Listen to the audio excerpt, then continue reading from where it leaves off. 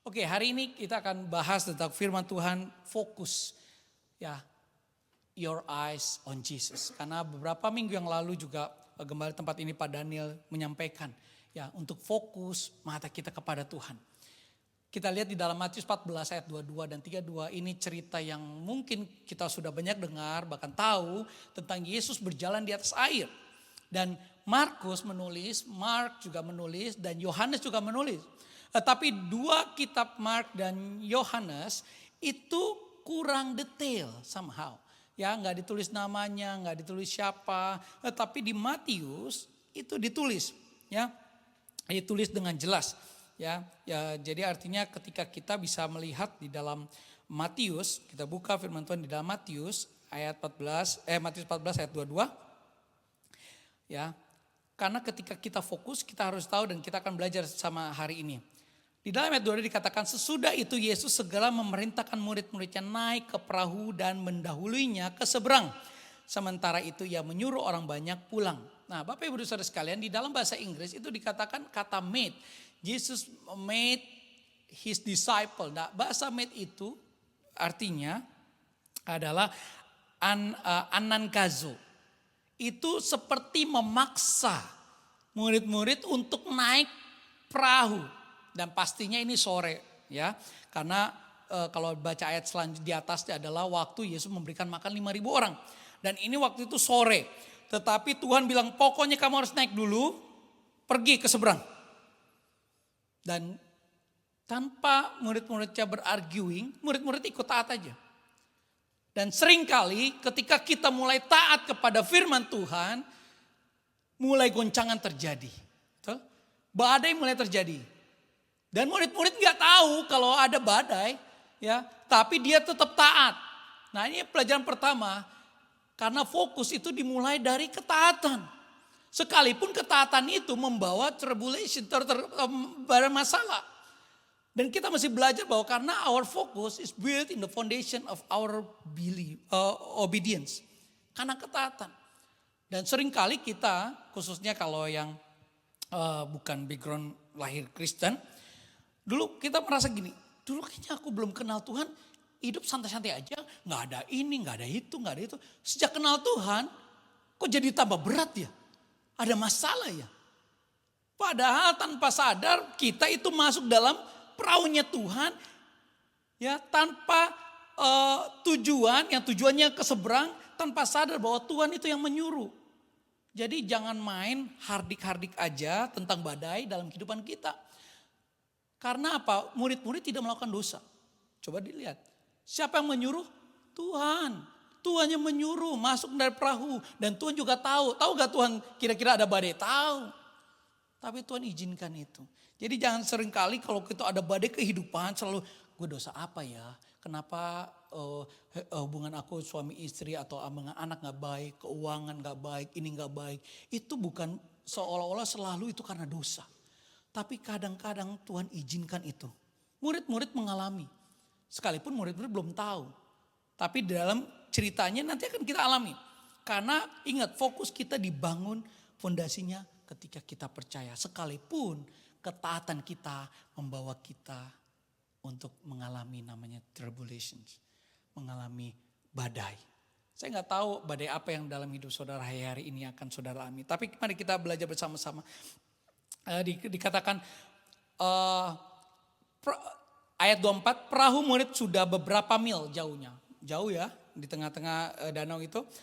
Dan pantai diombang-ambing gelombang karena angin sakal. Di dalam bahasa itu karena angin menghantam perahu itu. Artinya ada sesuatu yang memblok perahu itu untuk menuju ke seberang.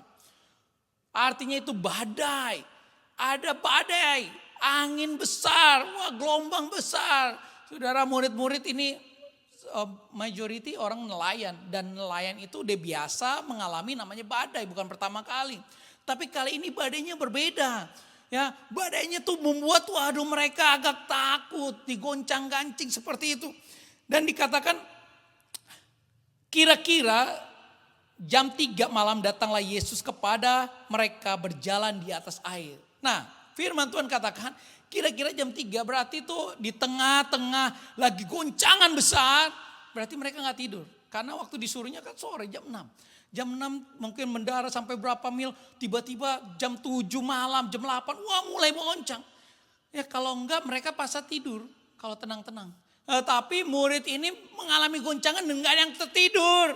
Mereka aduh Tuhan. Mereka mungkin menjerit juga Tuhan tolong mungkin. Ya kita nggak tahu tetapi terus mereka begitu. Dan tiba-tiba jam 3 di sini jelas katakan jam 3 datang. Yesus datang berjalan di atas air. Saudara boleh catat ini. Yesus waktu berjalan di atas air. Dia tidak meredakan badai itu. Dia berjalan di atas air. Artinya dia berjalan di atas permasalahan. Yang menurut kita, yang menurut murid-murid itu. Aduh aku bisa tenggelam.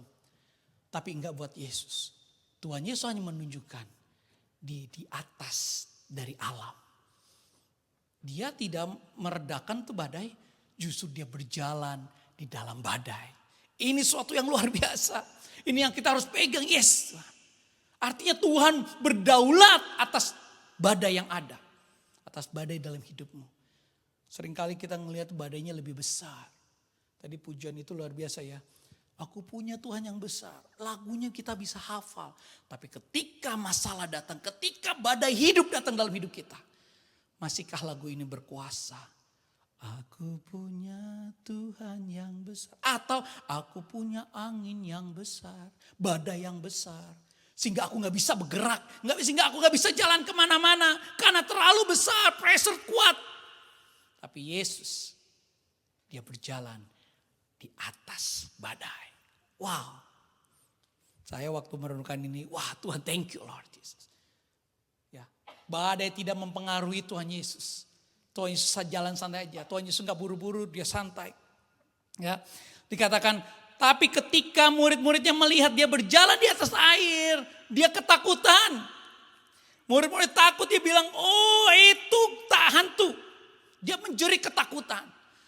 Bapak ibu saudara sekalian, itu ketika murid-murid melihat Yesus, itu melihat unusual. Yang gak pernah dilihat seumur hidup murid-muridnya. Ada makhluk berjalan di atas air jam 3.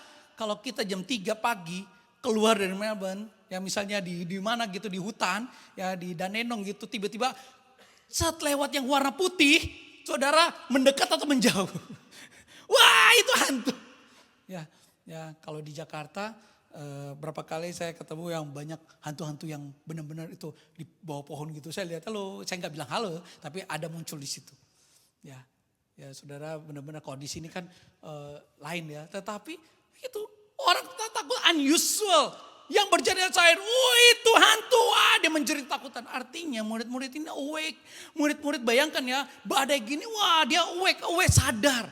Dia saking takutnya dia juga sadar, waduh lagi badai. Ada tiba-tiba ada makhluk yang luar biasa. Tapi ayat selanjutnya dikatakan, Yesus berkata kepada mereka, tenang, take courage, it is I, do not be afraid. Waktu Tuhan ngomong ini luar biasa. Saudara tahukah bahwa sebelum Tuhan meredakan badai dalam hidup kita. Sebelum Tuhan melakukan mujizat dalam hidup kita. Yang pertama dia lakukan adalah menenangkan hati saudara dan saya. Kenapa? Tadi dia menjerit. Fear, takut Tuhan ini ada hantu. Udah badai begini besar. Tiba-tiba ngeliat sesuatu. Cara Tuhan yang ajaib. Dia mendahulukan menenangkan hatimu. Tenang, take courage. It is me. I am that I am. Ego emi. Aku yang menciptakan langit dan bumi. Kamu gak usah khawatir. Don't be afraid. Ini bukan basa-basi Bapak Ibu Saudara sekalian. Ini bukan basa-basi. Seringkali kita tahu firman. Tapi takutnya juga tahu. Dan juga masih seringkali takut. Tuhan bilang jangan takut. Tapi kita, ya lu kan enak. Gak ngalamin. Banyak kayak gitu ya. Setiap pengalaman kita pasti berbeda-beda. Karena kita diciptakan. Tapi masalah tetap masalah. Badai tetap badai. Mau besar kecil tetap badai. Dan Tuhan yang pertama dilakukan. Dia menenangkan hati saudara dan saya. Untuk apa? Untuk punya respon yang benar. Karena respon itu menentukan nanti. Kita lihat. Karena respon kita akan menentukan langkah kita. Untuk kita mengalami terobosan. Untuk mengalami kita mujizat. courage, it is me. Don't be afraid. Wah, saya senang sekali. Saya bilang, wah Tuhan, thank you. Thank you Tuhan. Ya,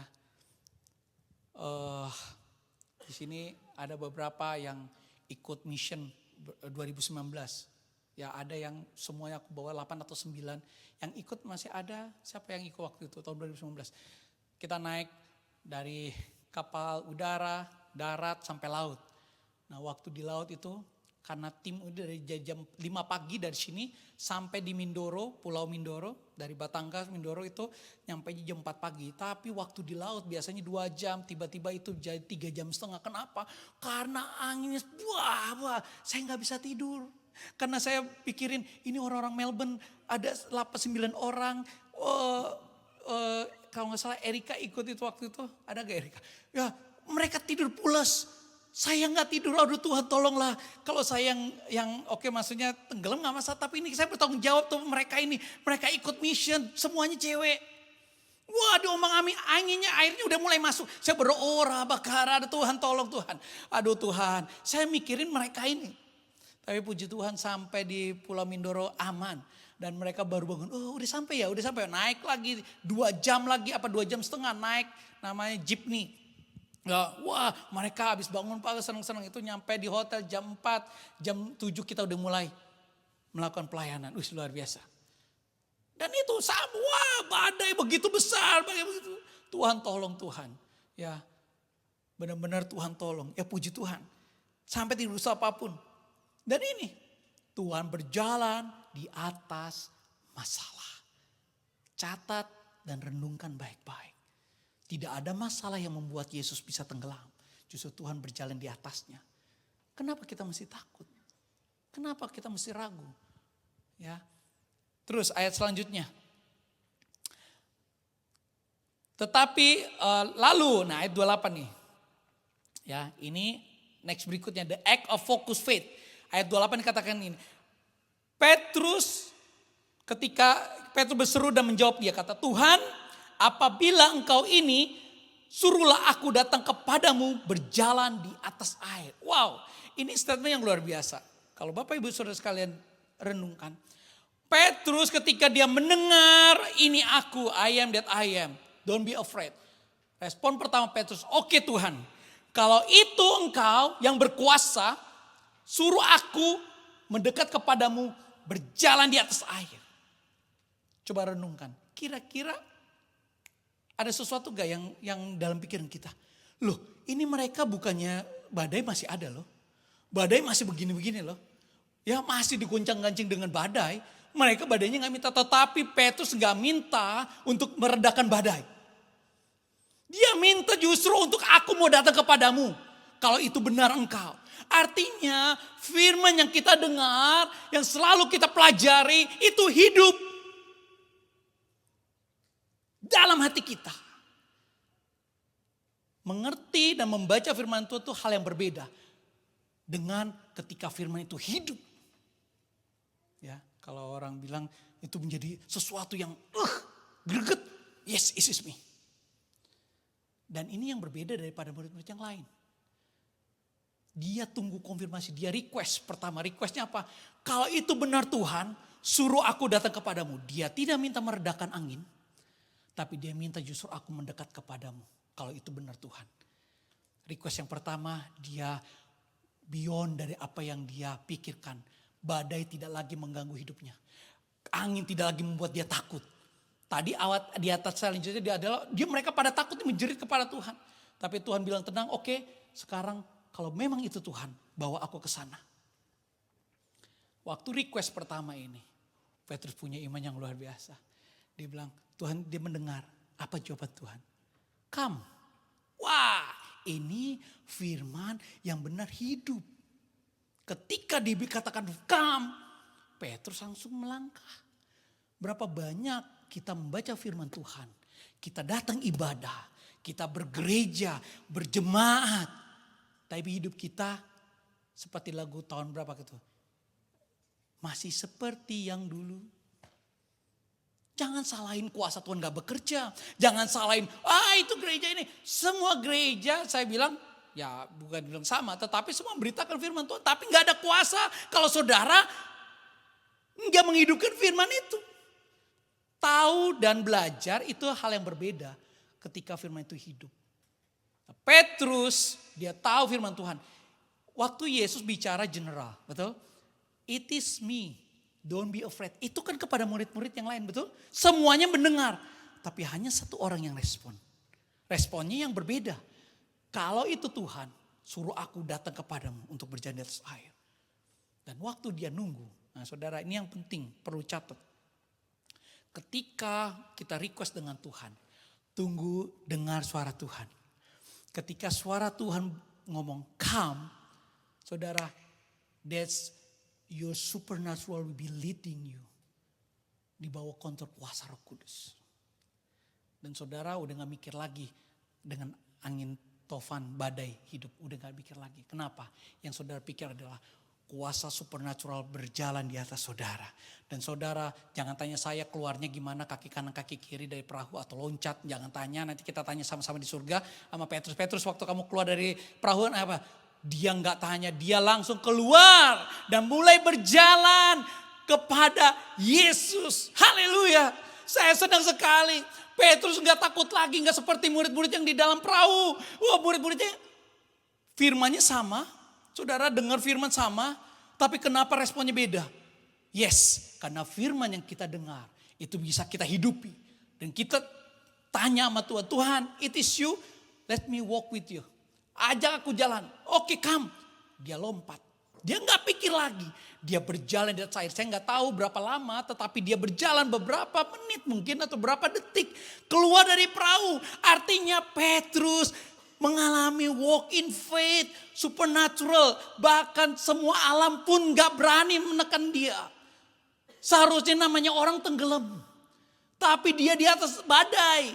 Dengan santai dia berjalan. Wow. Ini sesuatu yang luar biasa. Kenapa firman Tuhan itu begitu powerful? Ketika saudara dan saya menangkapnya itu dan menghidupinya. Dan mulai bukan men-challenge, minta request sama Tuhan. Tuhan, kalau firman itu hidup, aku mau Tuhan. Aku mau keluar dari comfort zone. 11 murid-muridnya gak mau. Banyakan itu seperti saudara saya. Karena keluar comfort zone, deg-degan. Tuh, apa yang terjadi? What's going on? Nanti kalau gini, nanti kalau gini. Makanya saudara, begini-begini aja. Nothing happen. Your life is flat. Gitu loh. Gak ada, ngapain, gak usah terlalu gitu, gak usah fanatik, gak usah. Ya udah, saudara cukup dengan untuk keselamatan aja, ya udah cukup, ya sudah. Tetapi orang yang pegang firman Tuhan dan mulai melangkah keluar, dia akan berjalan dalam supernatural Allah. Dan akan mengalami miracle demi miracle dalam hidupnya. Terobosan demi terobosan dalam hidupnya. Memang harus keluar dari comfort zone. Sometimes kita harus meninggalkan maaf. Teman-teman yang dulu ya aduh. Tapi yang ya teman-teman yang cuman flat-flat udahlah biasa-biasa aja. Saudara harus keluar dari comfort zone. Kalau membuktikan kalau firman itu hidup. Ya. Kalau saudara tahu handphone saudara anti air, bagaimana membuktikannya? Cemplungin saudara.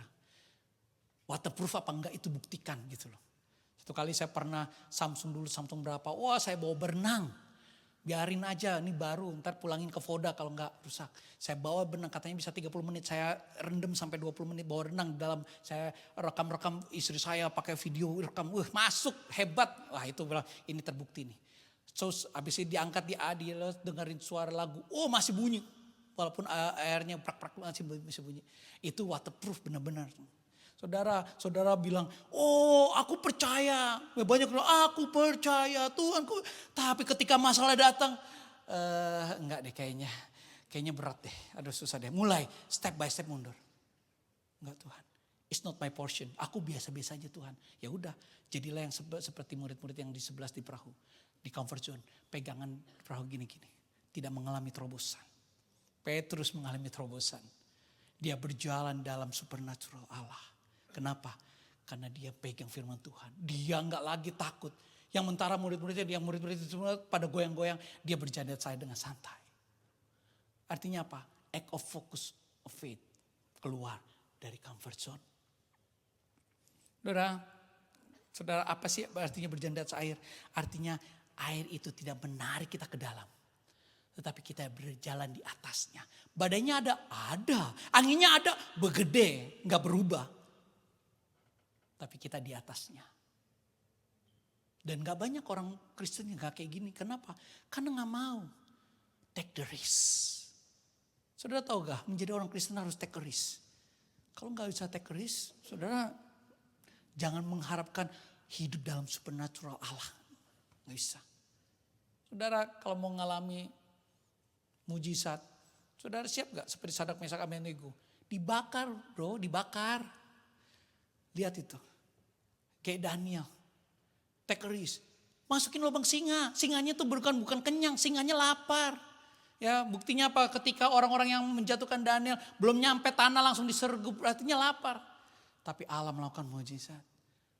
Rahab, backgroundnya parah banget. Tapi ketika dia percaya nolong orang Mesir, satu keluarga diselamatin. Take risk.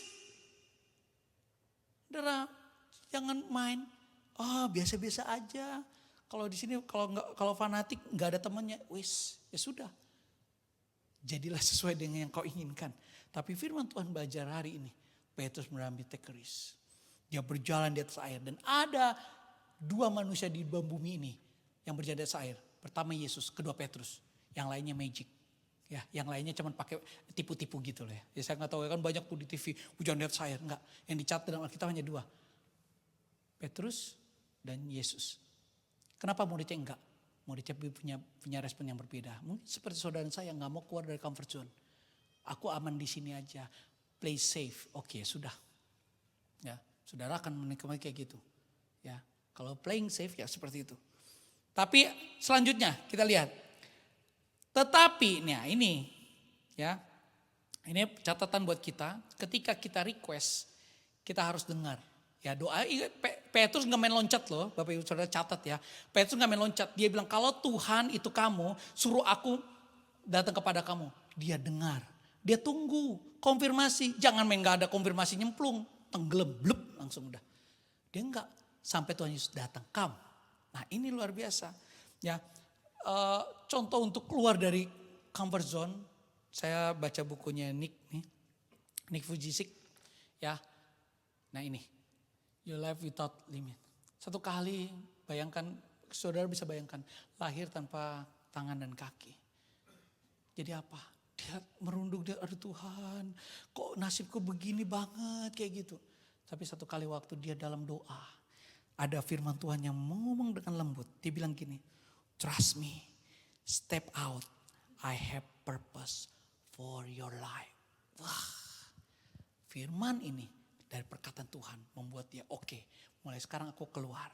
Perlu dibantu orang, yes. Di mana-mana harus digendong, nggak mungkin nggak bisa jalan. Dia mulai testimoni 1 kali, 2 kali, 3 kali. Sampai sekarang udah 70 nation dia pergi ke bangsa-bangsa. Dan menjadi berkat. Siapa yang gak diberkati? Seringkali kita punya tangan kaki banyak mengeluh. Tapi dia sejak firman itu hidup. Dia keluar dari perahu. Dia keluar dari comfort zone-nya. Kalau dia bisa ngurung diri, sangat bisa. Alasannya tepat, sangat tepat. Tapi enggak. Justru dia keluar. Dia gak malu. I'm not ashamed. Kenapa? Karena ada sukacita yang besar. Karena aku tahu purpose hidupku. Kita seringkali masih muda, udah aduh terlalu berat. Apanya terlalu berat? Ya, kalau saudara tanya orang tua saudara itu jauh lebih berat. Ya, nggak sebanding. Kita baru ngalami, aduh kalau sekolah susah banget. Aduh udah bersyukur saudara bisa sekolah di sini. Ya, atau bekerja di sini atau apapun ada di negara itu harus bersyukur. Jangan penuh dengan keluh kesah. Lihat lagi, oh Tuhan terima kasih. Ya, kalau Nick bisa karena dia mendengar firman Tuhan. Ya, karena apa? Karena harus keluar dari comfort zone. Satu kali, waktu saya masih di sini, saya ingat beberapa tahun yang lalu sebelum mama saya dipanggil Tuhan, saya dikabarin waktu habis pulang kul, biasa dulu ya, kulnya pulangnya jam 11 sampai rumah setengah 12 malam.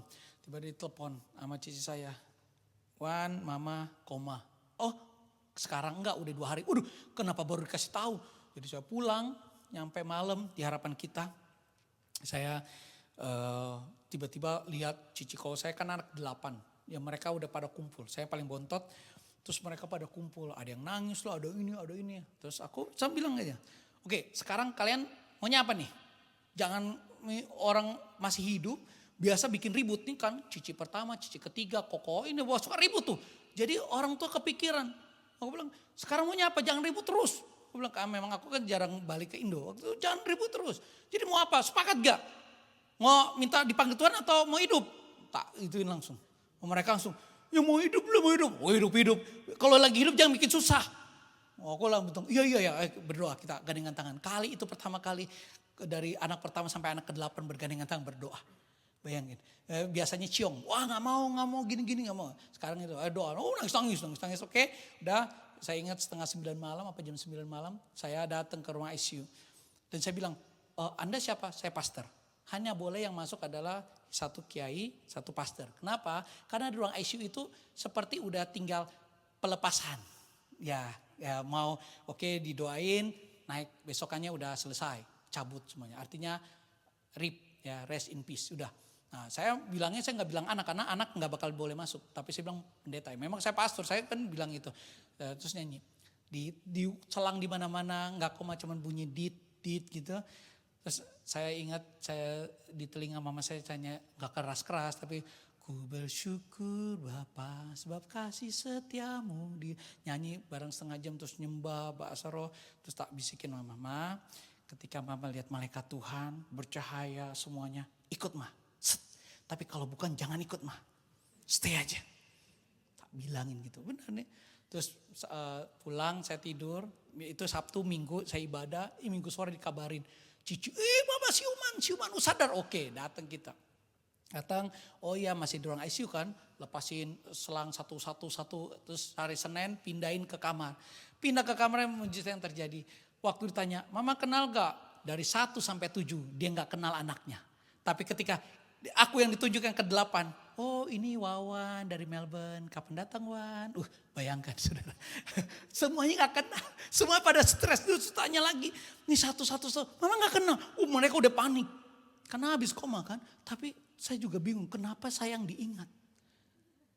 Oh ini Wawan dari Melbourne, mama tahu kapan datang Wan? Wah, saya bersyukur, saya berdoa, dan sejak saat itu sampai hari ini, semua koko cici jadi akur. Sekalipun mama saya udah cuman dipercayakan 3 bulan hidup, setelah itu dipanggil Tuhan lagi, that's it. Emang tugasnya yang selesai ya, kita gak bisa, itu udah dikasih perpanjang kontrak 3 bulan, dipuji Tuhan untuk menenangkan koko cici semuanya supaya gak ribut.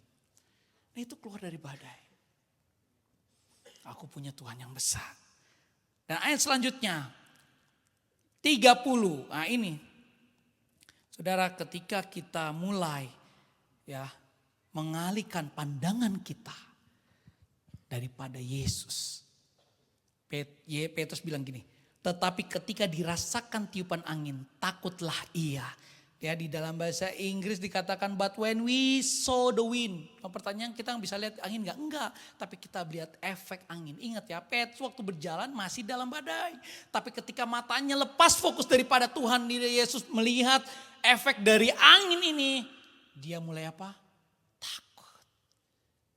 Takut, anxiety, drop, make it sink, buat dia tenggelam.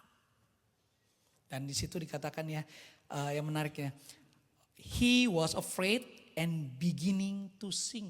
Saudara coba ya di kolam renang, kira-kira waktu saudara loncat gitu, pelan-pelan atau langsung nyemplung, bluk gitu. Kalau mobil mungkin ya loncat terus agak lama, tapi tenggelam tapi agak lama kan.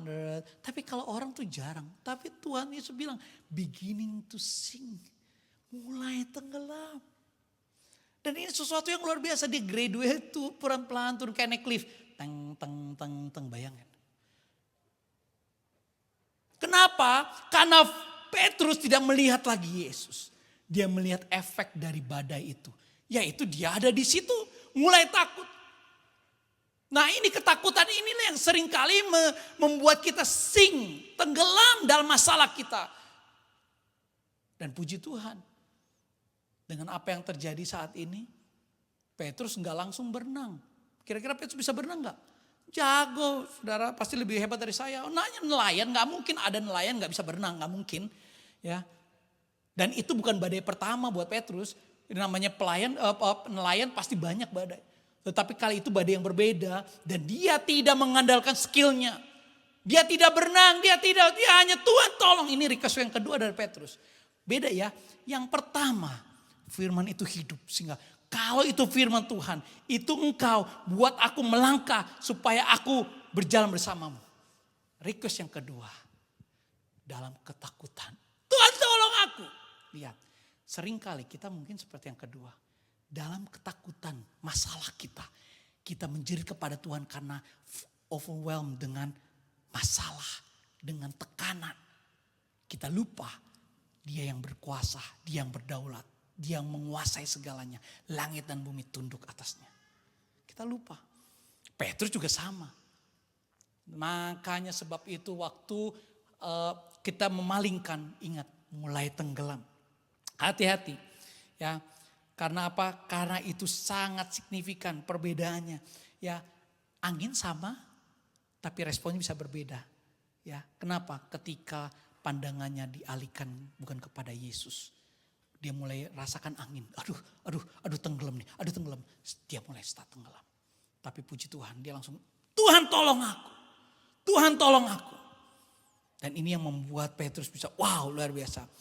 Dikatakan segera, ayat 31, segera Yesus mengulurkan tangannya. Memegang dia dan berkata, hai orang yang kurang percaya, mengapa engkau bimbang?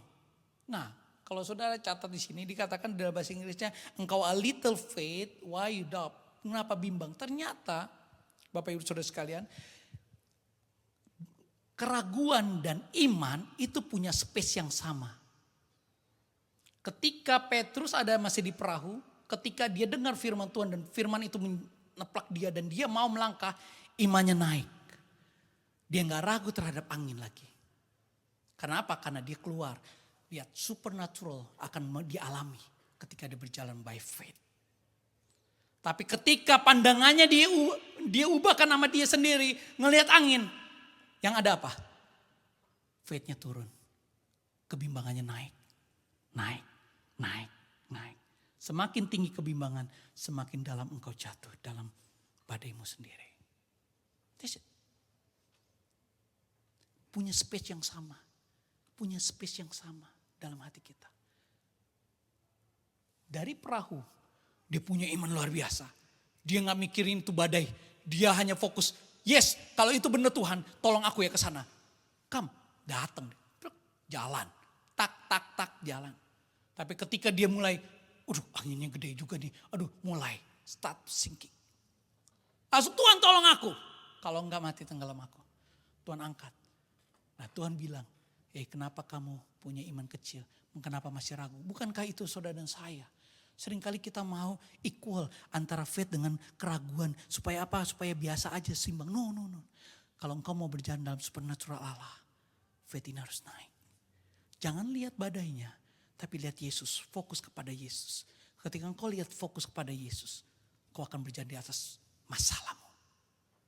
Dan itu yang Tuhan inginkan. Dan itu saudara dan saya. Berjalan di atas masalah. Supaya apa? Menjadi testimoni. Masalah boleh ada. Tapi aku ada di atas masalah. Gak ada orang tanpa masalah. Kecuali udah nanti RIP. Itu pun kalau gak digusur. Kalau banjir di Jakarta ya. Di tanah kusir bagian banyak digusur tuh. Karena dibangun apa. Bayang udah di tanah pun masih jadi masalah. Ya, bayangkan. Tidak ada masalah. Tapi yang membuat berbeda adalah ketika saudara berjalan di atas masalah itu bersama Yesus. Karena fokus saudara adalah Yesus. Tidak yang lain. Dan saya quote dari Timothy Keller ya. Dikatakan gini. Bukan kekuatan imanmu, melainkan objek imanmu yang sesungguhnya menyelamatkan engkau. Karena faith itu only strong as it is object. Ya, iman yang kuat pada cabang yang lemah jauh lebih lebih rentan daripada iman yang lemah pada cabang yang kuat. Artinya Yesus itu pokok anggur. Kita rantingnya lemah is okay. Yang penting pokoknya kuat. Jangan kebalikan pokoknya lemah, rantingnya kuat. Percuma. Karena semuanya sumber dari pokok. Tuhannya kuat, rantingnya lemah. Yes, karena kita saudara saya lemah. Karena itu selalu nempel dengan Tuhan. Supaya kita berjalan otoritas supernatural Allah. Dan banyak orang Kristen gak mau. Kenapa? Biasa-biasa aja. Seperti saya bilang. Firman Tuhan jelas. Setiap minggu saudara dengar ada firman Tuhan. Saudara tahu dan tahu. Ketika melakukan itu berbeda, hal yang berbeda. Ketika firman itu hidup, itu hal yang berbeda. Saudara mulai melangkah. Kenapa? Saudara tunggu konfirmasi Tuhan. Firman Tuhan ya sama. 12 murid dengar. I am that I am. Aku menenangkan hatimu, damaimu, tenang. Karena sebelum Tuhan melakukan mujizat di luar sana, Tuhan lakukan mujizat terlebih di dalam hati kita dulu. Kalau hati kita tenang, maka semuanya akan tenang. Betul? Karena apa? Kalau lagi hati gak tenang, saudara bisa menyembah Tuhan. Susah nih, gue lagi gunda-gulana. Habis diputusin pacar, habis di PHK, habis kena dandan. Aduh gak bisa menyembah Tuhan, mana bisa. Tapi kalau lagi promosi, baru dapat jadian. Ini wah enak gue menyembah tuh kayak di surga banget langsung. Cesplong. Tapi ketika masalah datang, masih bisa gak? Kita kan seperti itu. Karena kita apa? Masih melihat angin-angin itu. Tapi kita mau belajar dari Petrus. Petrus dibilang, oh Tuhan aku mau. Aku lemah Tuhan, aku gak mau berenang. Aku mau hanya menjerit Tuhan tolong. Tolong. Dan Tuhan segera menolong. Dan waktu Tuhan menolong. Tuhan balik jalan bersama ke perahu bersama Petrus. Badainya masih ada? Ada. Enggak dihentikan. Badai masih ada? Yes.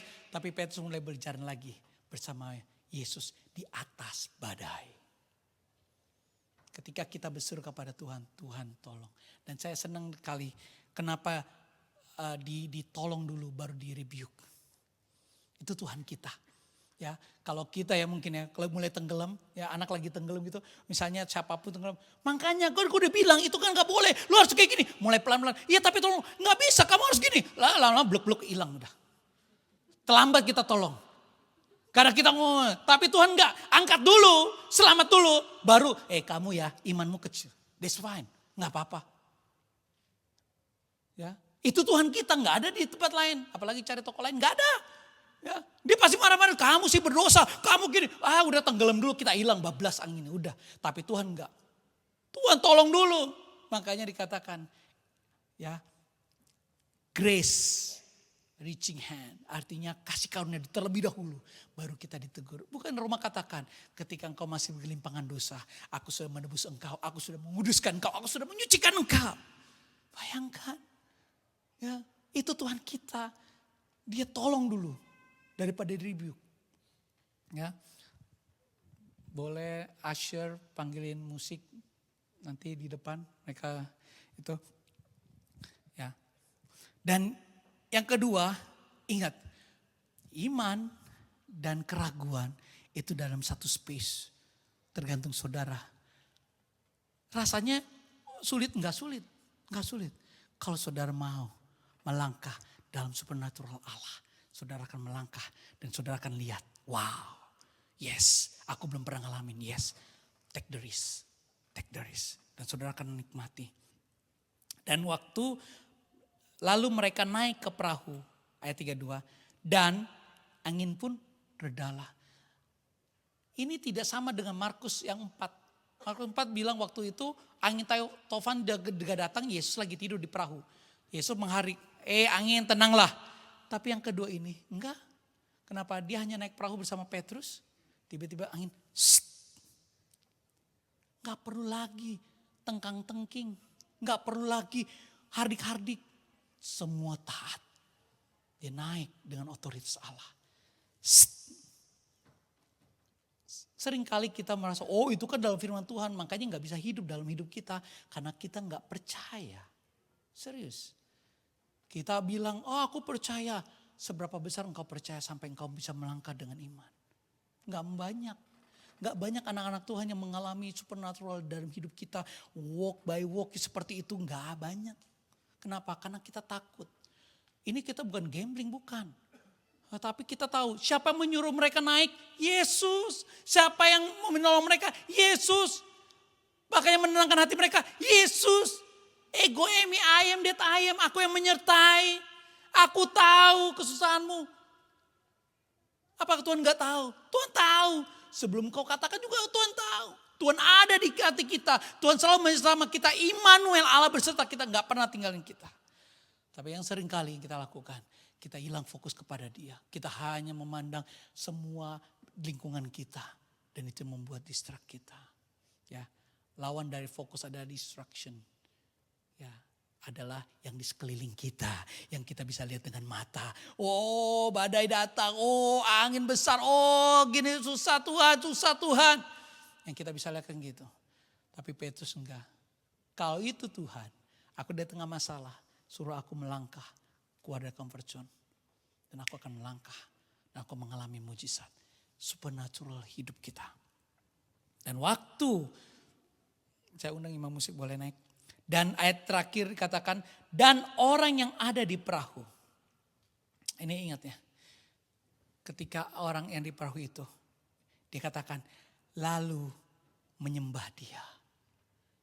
The goal dari semua yang terjadi hanya untuk menyembah Dia. Sembah dalam bahasa Greknya itu proskuneo, ya artinya seperti seorang anjing yang menjilat tangan tuannya. Artinya selalu pengen dekat dengan tuannya. Bukan hanya hari Minggu, ya saudara kalau punya piara anjing ya, coba ketemu seminggu sekali, pasti 2 minggu nanti digonggong. Tapi kalau tiap hari dia nggak pernah gonggong, dia selalu mau deket tuannya, dia tahu, dia bisa sense tuannya itu. Oh lagi ngapain, dia tunggu duduk. Ya tuannya dia duduk, wah saya ngeliat gitu, wah luar biasa. Dan sering kali Tuhan tuh punya lakukan yang perkara yang besar. Tuhan lakukan semuanya hanya satu. Saudara dan saya bisa menyembah Dia. Allah yang melampaui segala akal. Allah yang di atas semua masalah hidupmu. Tidak ada masalah yang berat. Korintus bilang, masalahmu tidak yang lebih berat. Seperti kalau saudara cuma kuat ngangkat 10 kilo, percayalah Tuhan tidak akan berikan 20 kilo. Itu bukan Tuhan kita. Bahkan Tuhan kasih mungkin 9,9 kilo karena kita sanggup 10 kilo angkat. Ya yang suka nge-gym, ya yang biasa angkat 10 kilo, coba aja angkat 50 kilo. Naik gak itu? Nggak naik. Oke, Tuhan kita nggak kayak gitu. Nggak kayak gitu. Bahkan pertama dikasih 2 kilo dulu. Enteng banget Tuhan, dia coba lakukan 100. Terasa itu. Tapi naik, terus naik. Nah itu iman itu naik. Ya nggak ada stagnan. Ya yang tahu bodybuilder tahu tuh kalau udah 10 kilo ngangkat, masa mau terus 10 kilo selama berapa? 2 tahun nggak naik. Ya udah iman sama. Ya gitu aja, standar aja biasa. Tapi kalau kita naik, iman kita akan menuntun kita berjalan dalam supernatural.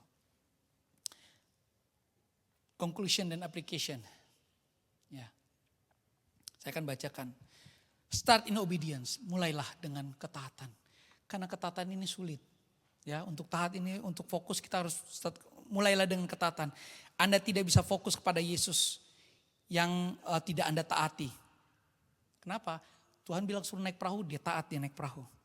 Yang kedua, dengarkanlah suaranya dalam badai.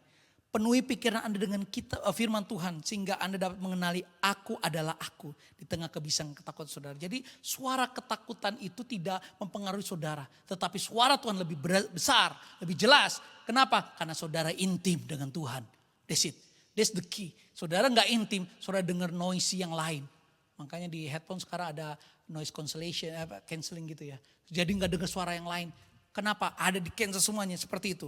Terus yang ketiga, step out of faith. Melangkah dengan iman. Take the risk. Ya, lakukan apa yang Tuhan panggil untuk Anda lakukan. Meskipun itu menakutkan. Seringkali menakutkan. Kenapa? Perahunya kena badai. Badai tetap ada. Yang keempat, practice the spiritual gaze. Ya, artinya latih tatapan spiritual dalam iman kita. Sehingga rasa takut muncul, alihkan pikiran kita secara sadar. Katakan dengan lantang, aku memilih berfokus pada Yesus daripada masalah yang lain. Yang kelima, cry out quickly. Ya, berseru secepatnya saat engkau merasa tenggelam. Jangan pernah coba berenang sendiri. Ya, seperti Petrus gak mau berenang sendiri. Segera berseru, Tuhan help me, tolong aku. Yang keenam, tetap menyembah Dia. Ketika Tuhan hadir dalam hidupmu, itulah waktunya engkau menyembah. Saya bingung juga kalau banyak orang gak mau menyembah. Padahal Tuhan sudah hadir. Karena tujuannya di surga nanti hanya untuk menyembah Tuhan. Menyembah, meninggikan Tuhan. Gak ada yang lain. Tidak ada penginjilan, tidak ada lagi pengajaran. Yang ada apa? Pujian penyembahan 24 hours, 7. Oh haleluya, holy holy, agios agios, holohoteos. Kudus kuduslah engkau Tuhan, Allah semesta alam. Wow. Saya akan tutup dengan satu cerita. Worship leader, singer boleh naik ke atas. Satu kali ada seorang gadis buta, si kecil, tinggal di rumah dan papanya lagi keluar. Tiba-tiba rumahnya itu out of nowhere kebakaran. Dan wanita ini, dia tahu kenapa? Dia nggak buta tapi dia bisa mencium, betul? Ya mencium, bau angus nih. Mulai ada api, mulai kok panas ya. Dia mulai geraba-raba, dia cari-cari, mulai jendela, dia buka jendela. Wow, asap mulai dari asap yang putih sampai hitam. Dia mulai batu-batu. Aduh ternyata ini kayaknya udah deket ini. Dan benar saja pemadam kebakaran udah siap standby gitu. Tiba-tiba dia buka, lihat kaca terbuka. Ada seorang gadis buta di atas. Mulai teriak, dipasang itu jaring itu untuk penangkap. Loncat, loncat, loncat, ayo. Entah siapa namanya disebutlah, mungkin tetangganya, ayo. Namanya Ayu juga, ayo tuh loncat. Ya. Jadi ayu gitu ya, ayo loncat. Gak mau, dia takut.